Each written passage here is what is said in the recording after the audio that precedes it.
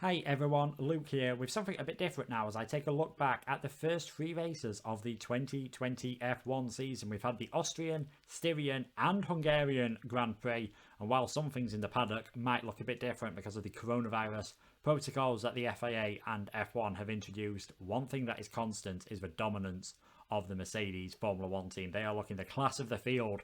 Once again, their W11 in the hands of Lewis Hamilton and Valtteri Bottas has qualified on pole and won all three races so far this season. Bottas winning the season opener. Hamilton has won last time out in Hungary and the time before that at the Red Bull Ring as well. That means he has a 5-point lead in the championship at the moment over Valtteri Bottas, and this could be the season. He beats Michael Schumacher's record of 91 wins. He beats Michael Schumacher's record of 155 podiums and equals the German's record of 7 world titles. If he does that this season, he could well be on to break that record next year, given the fact that the regulations will remain so constant. And given the form that he is in, I think it's only going to be Hamilton or Bottas who can win the championship because the car is that good at the moment, and the Brit is a strong favourite in my eyes. We saw a glimpse of Bottas 3.0 at the first race of the season, but unfortunately for the championship battle, a glimpse is all it was, and I don't think he'll be able to challenge Hamilton consistently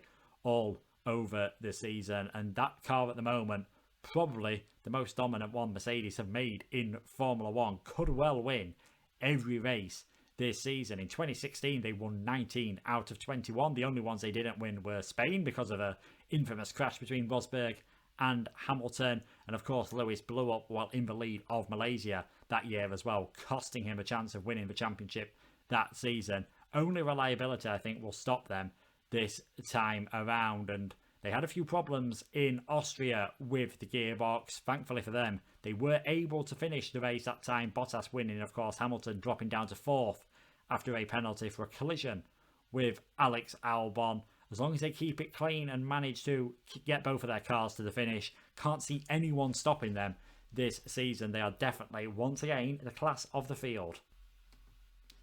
Now, the team many of us expected to be the closest challengers to Mercedes were the Red Bull team. That is the case.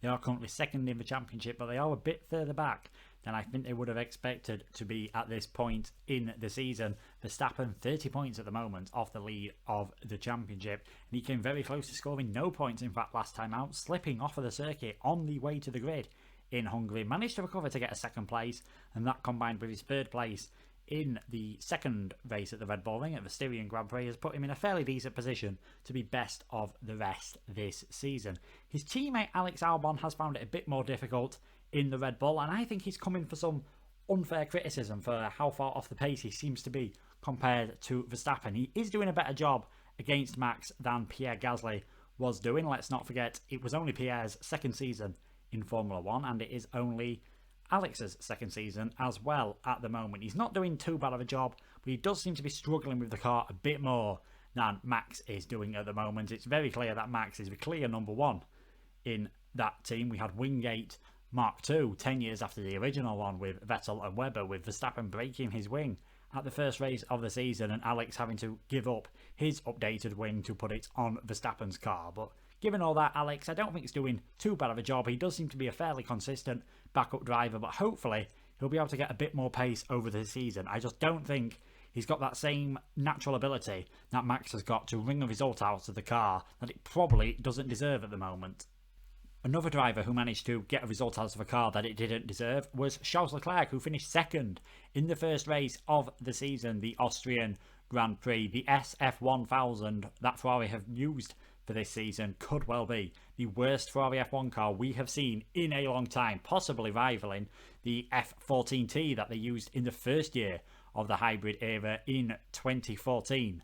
That being said, it does seem to be showing a bit of improvement. Sebastian Vettel qualified 5th in Hungary with Leclerc just behind him, and that is a big improvement on 10th and 11th at the two races at the Red Bull Ring.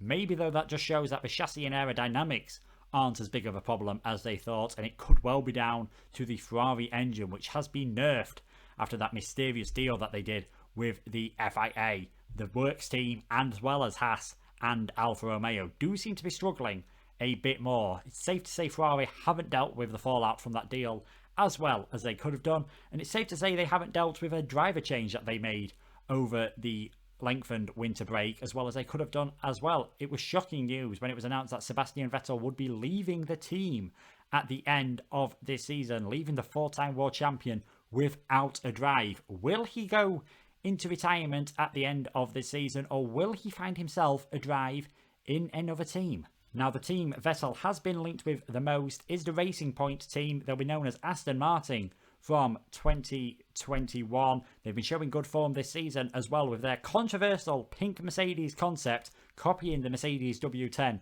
from last season. Some teams, such as Renault, think that they've copied them a bit too much, but Racing Point say they've got hundreds and hundreds of drawings that prove that their brake ducts are of their own design and are not a straight copy of the Mercedes design from last season. They've been doing very well so far this year. Finished 3rd and 4th in qualifying in Hungary, with Lance Stroll able to take 4th in the race. Sergio Perez was very close to taking 4th in the race before at the Styrian Grand Prix before he made contact with Alexander Albon. And if Vettel does end up joining the team, given the fact that Lance's dad owns the team, of course, it could well be Checo checking out of the Silverstone-based outfit. Would be a shame for him, as he's been a very consistent driver for them. Always seems to pick up the odd podium when there's a bit of a race of attrition, and it wouldn't surprise me to see him stepping on the podium again this season. Of course, Vettel's move did lead to a domino effect in the driver market. Carlos Sainz will be joining Charles Leclerc at the Scuderia next season, and that opened up a space at McLaren for 2021, where, let's not forget, they will be leaving Renault engines and using Mercedes engines for the first time since 2014, and that could well give them that extra boost of performance they might need to take their first win since the 2012 Brazilian Grand Prix. Lando Norris got his first podium in Formula 1 in the first race of the season, thanks to Lewis Hamilton's penalty. In fact, it seems that even though Hamilton, of course, left the Woking team at the end of 2012, he doesn't mind helping them get a podium every now and then. Of course, it was his penalty that allowed Carlos Sainz to get the team's first podium in a long while at Brazil last season. Sainz has shown some good form as well, of course. I've been very impressed by the pair of them, and I think this could be another season that just carries on the resurgence for McLaren. And of course, next year they will be hoping to get to that extra level with Daniel Ricciardo joining them from the Renault team. And it must have been humbling for Cyril Abiteboul, team principal of Renault, when his star driver we poached from Red Bull at the end of the 2018 season. Daniel Ricciardo leaving, obviously, at the end of his 2-year contract. Renault do seem slightly better, though, I think, than the last season pace-wise. They do seem a bit closer to the top end of that midfield, but again, reliability seems to be the problem for the French manufacturer. 8th place, the best result that the two drivers have got. Ricciardo has finished 8th twice at the Styrian Grand Prix and the Hungarian Grand Prix. Ocon finished 8th in the first race of the season, and it's not been a bad comeback, I don't think, for Ocon so far. Obviously, he wouldn't be straight on the pace straight away. They're not allowed to test anywhere near as they were in the olden days of Formula 1, thanks to cost-saving measures.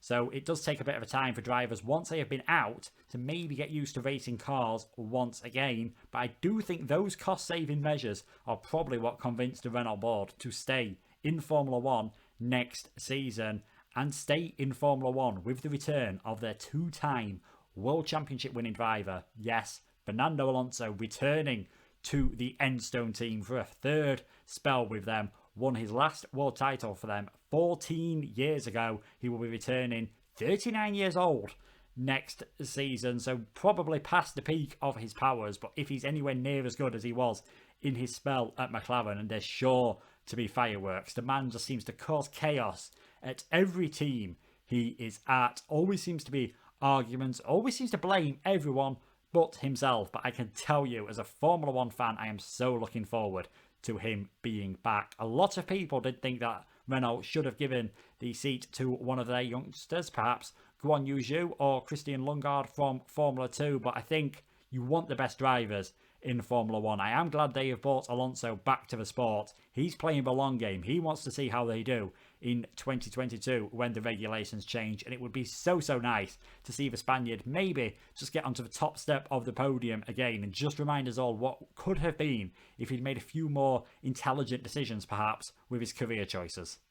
Looking further down the grid, you have the Alpha Tauri team, renamed from Toro Rosso at the end of last season to promote the Red Bull clothing brand. And if their clothes look as good as the AlphaTauri car this season, they should definitely make plenty of sales. Sticking with the same two drivers that Toro Rosso had at the end of last year, Pierre Gasly and Daniel Kvyat, both of them have picked up points once so far this season. Gasly getting points at the Styrian Grand Prix, Kvyat doing the same at the Austrian Grand Prix, and it is good to see Pierre Gasly getting his confidence back. I think he felt a bit destroyed, understandably, by being dropped by Red Bull, especially where all the noises coming from the team to the press made it seem as though he would get a whole season. That move just came a bit too soon for him. Whether he'll be able to step back up to the Red Bull team, I'm not quite sure. I think they might hire from outside if they do decide to get rid of Albon at the moment, but he should do enough to keep his seat for the rest of the season, definitely, and going into next year.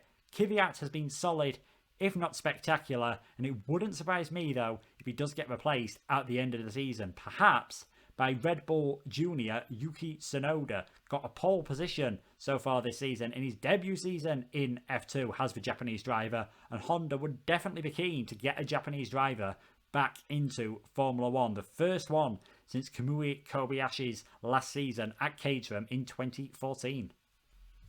And while one Alpha team seems to be performing solidly, the other one is struggling. Only 2 points for Alfa Romeo so far this season, courtesy of a 9th place for Antonio Giovinazzi at the season opener. And that is probably down to the nerfed Ferrari engine, of course. Them and Haas do seem to be struggling this season. And it's such a shame that former world champion Kimi Raikkonen's career could be ending so low down the order. He's 41 at the end of the season. His contract runs out at the end of the year. It's amazing to think that despite going off rallying for 2 years, he could end up being the most experienced driver ever in Formula 1 at the end of the season.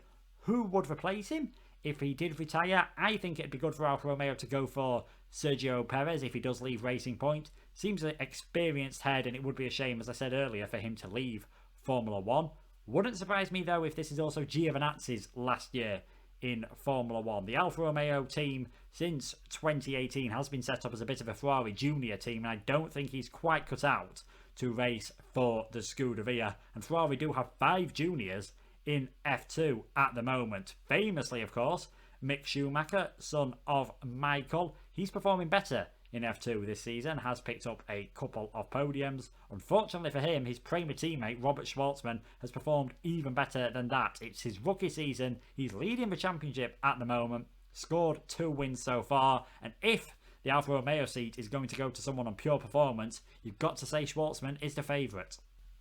As I mentioned, Haas have been struggling as well. Did pick up their first points thanks to Kevin Magnussen at the Hungarian Grand Prix, finished in 10th position, crossed the line in 9th, but they were penalised, both Magnussen and his teammate Roman Grosjean, by 10 seconds for communication from their engineers on the formation lap. They were told to pit at the end of the formation lap to put on slick tyres. That is illegal, according to the FIA. I don't know why we are punishing strategy decisions like that. The rule about communication on the formation lap was put in so drivers couldn't communicate about the best settings to put on the car at the start of the race. Strategy decisions like that shouldn't be punished. We shouldn't try and stifle fantastic ideas like that from the engineer. So hopefully we do see that rule tweaked a bit, because it could have cost the team points in the end. It did cost them 1 point, but thankfully they were able to get that first point on the board. Hopefully as well, Haas will continue beyond 2020. At the end of last season, their owner Gene Haas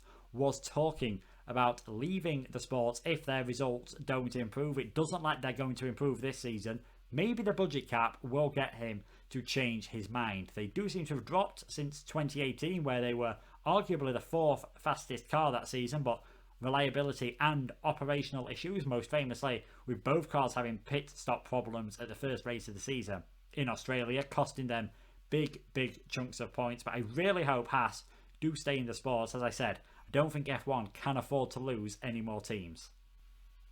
And another team that it looked like we were possibly going to lose over the winter break because of the coronavirus pandemic is the final team I haven't spoken about, of course. One of the most historic in Formula 1, that is Williams. They are looking to secure extra funding for next season. Lost Rocket, one of their main sponsors, but it looks like Nicholas Latifi's dad has jumped in with a few of his sponsors appearing on the side of the car. It's been a great debutant season from Latifi. I must say he has been consistent, but George Russell has been incredibly impressive, qualifying 12th at the last 2 races. Surely this season we are going to see him get his first points in Formula 1. Williams in race trim I think might actually be the slowest car. In qualifying they look like they've got a bit more pace. They're just not able to keep it consistently over the race. They are definitely closer to the rest of the midfield and the back of the pack than they were last season though. So hopefully they'll be able to pick up a couple of more points, and hopefully they'll get the investment that a great team like that deserves. It would be such a shame to see them leave Formula 1. Frank Williams has been in Formula 1 since the 1960s. Williams Grand Prix Engineering, this team have been in Formula 1 since 1977. It'd be a shame to see the whole team leave. It'd even be a shame to see the name leave. So ideally I'd just like a bit of extra funding maybe put into the team, and hopefully the Williams name will be able to stay in Formula 1 and maybe get back to some of the glory days that they had. Perhaps not even the great days in the 80s and 90s where they were winning the championships. Perhaps the early noughties where they were winning races. Even 2014, 2015, they finished 3rd in the championship both of them years, and I'm sure Claire Williams would snap your hand off right now if you offered her a similar performance to that. So, after the first 3 races of the season, it looks likely that once again Mercedes are the team to beat in Formula 1. Hamilton and Bottas have won all 3 races so far. It wouldn't be a surprise if after the next triple header, 2 races at Silverstone, the British Grand Prix and the 70th Anniversary Grand Prix, and then the Spanish Grand Prix, they might well have 6 wins out of 6. The other teams will be fighting hard to bring upgrades to try and stop the Silver Arrows, but to be honest, I think it's probably going to be too little, too late. Hopefully, at least, they'll be able to get close to them, and hopefully the midfield battle will prove to be as exciting as it has been so far. I'll do another one of these videos after the Spanish Grand Prix, just talking about some more of the news stories that will have popped up in Formula 1 over the next few weeks. Thank you so much for watching. Please, if you enjoyed this, leave a like and leave a subscribe. It would mean so much to me. And leave comments down below if there's anything you'd like me to touch on in the next video as well. But for now, thank you so much for watching, and I will see you guys next time around.